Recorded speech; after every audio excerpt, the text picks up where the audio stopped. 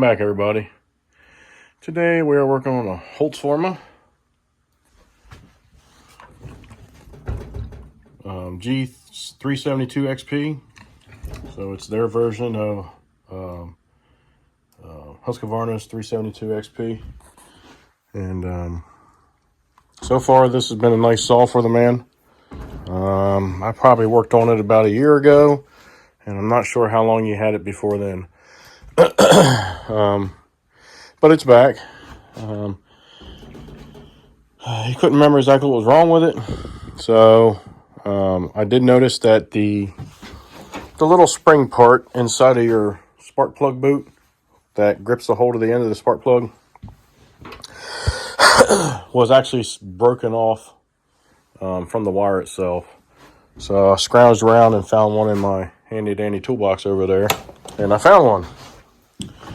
So I pulled the boot off and installed that new piece, and then I backed that new piece up with a piece of marine shrink tube.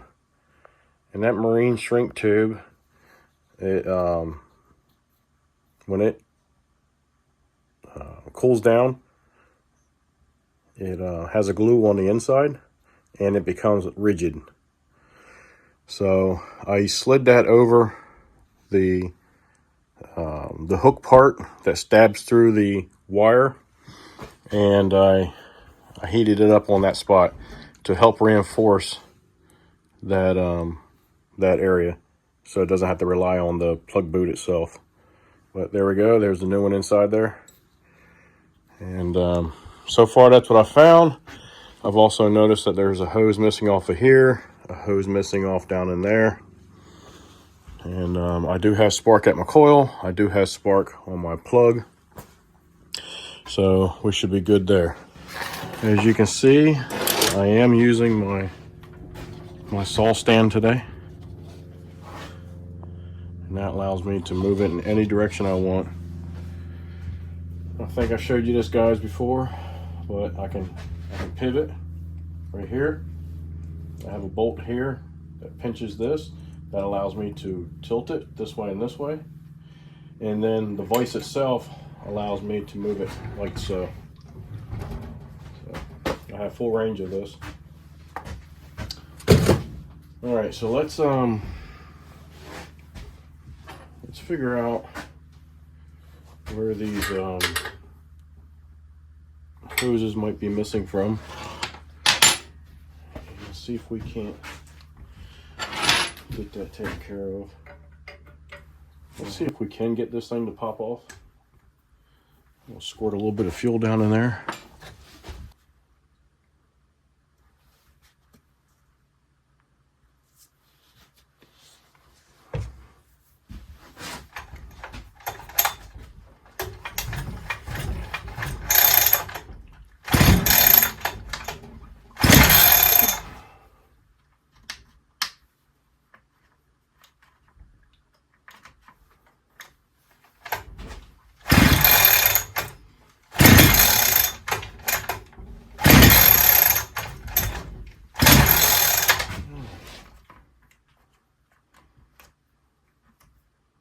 There we go.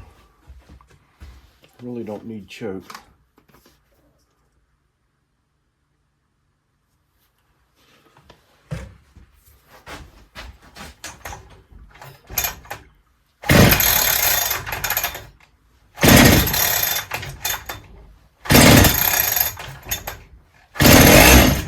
All right. So we do know it will start in this rubber boot that connects the carb to the cylinder. A small rubber hole, or a small hole in that rubber boot right there, if you can see that. So I need to get a piece of hose and pass that through. Pass that rubber hose through there, and that should take care of that pulse problem. I'm pretty sure that that's all that is, just a pulse line. It leads straight to the, doesn't go to the cylinder, but it does go through the case into the crankcase area. So everybody, I want to thank you guys for coming to the channel and watching the things that I do, that I share with you guys. Part of my life and things I like doing. I appreciate it. I just hit my 350 subscribers. I appreciate everybody. Hopefully more people will subscribe. I greatly appreciate it. And this little channel's been open, well, on the 26th of December. This channel will have been running for a year. So we're coming up on a year. And I appreciate everybody taking time to view my channel. I greatly appreciate it. A little better. All right, so what I'm going to do to prevent this thing from kinking is I'm going to leave a nice little loop in there like that, and then pass it through here and then hook it up to the carb. That should do the trick. and that should be just fine. All right, there we go. That should take care of that. All right. Before we put this back together, let's make sure that this thing will start up on its own. And if it does, we'll put her back together. There we go.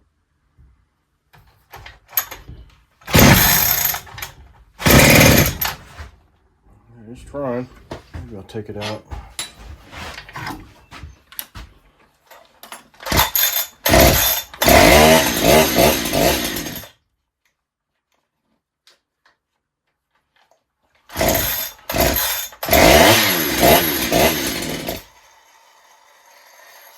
Alright. So it wants to start, but it doesn't want to stay running. So I'll set you back up. Stand down here on the floor. And see if we need to do some tuning. We got two on the idle jet.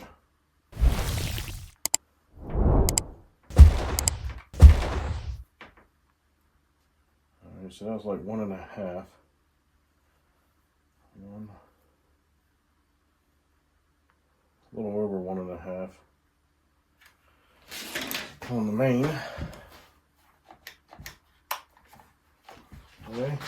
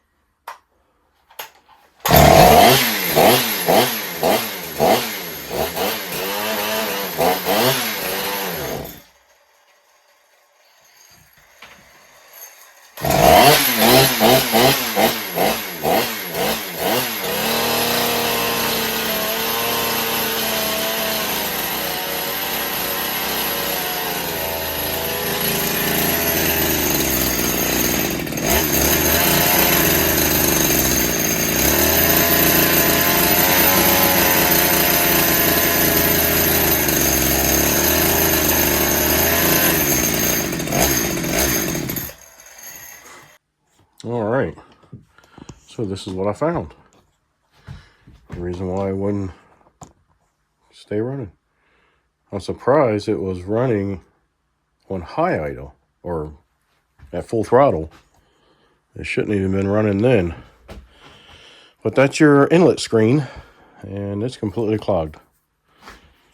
So I want to see if I can't get this out of here. get it cleaned up.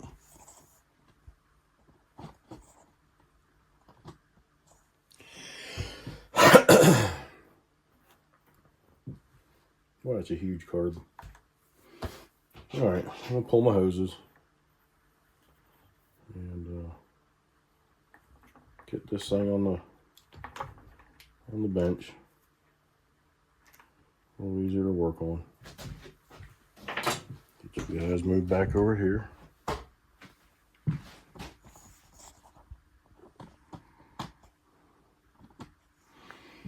Swing this out of the way.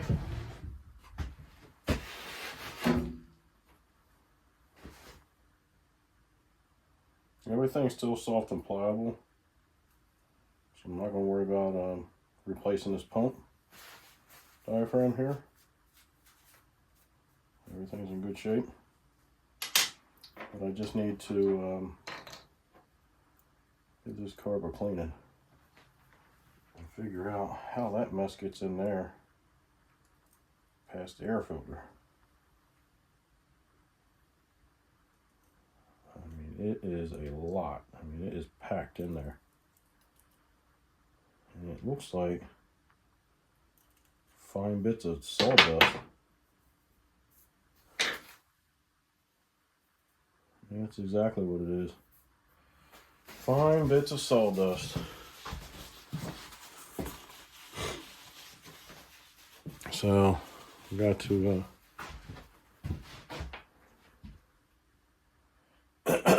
get this mess cleaned out. Your saws need a little bit of maintenance once in a while, guys.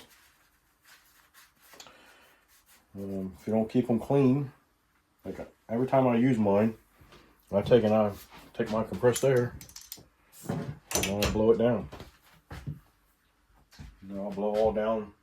I don't take the side off, but I blow down through here, and I'll blow down through the bottom part of it, and up through here to kind of clean that area up some. And I'll blow around the fins, and I'll blow through the starter case to unclog the vents here, because you have to have them free so it can move air all around the muffler, around the bar area, and keep all that stuff clean, free of debris. If you don't, you can end up with something like this. Things getting clogged up.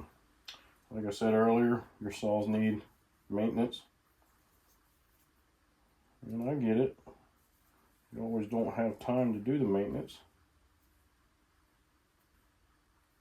But there's people out there that can do it for you. It's not saying you don't know how or anything like that. You just don't have time. All right, here we go.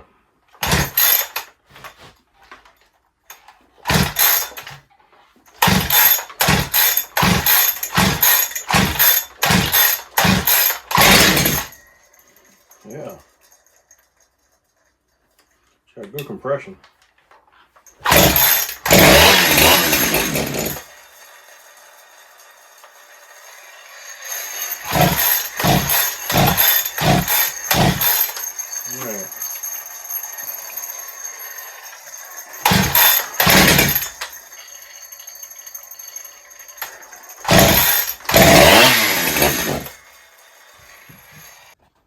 Alright, so we're still working on this holtzforma, and I'm having troubles getting it to idle.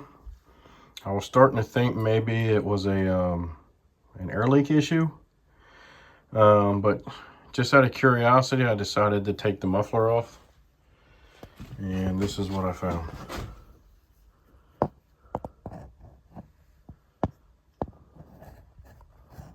It is scuffed up pretty bad. I can take and run my little punch across there, and I can feel every one of those score marks.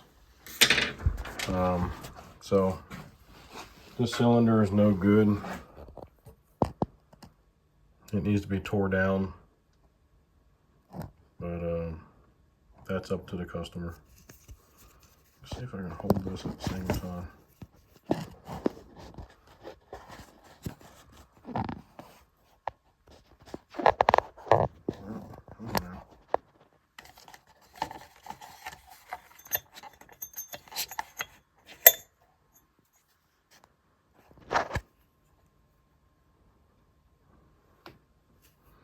can see like a gray liquid there too. That's probably the cylinder basically. One of the things that I noticed about his stuff is they get a lot of carbon for some reason. And I wonder if it's the oil that he's using.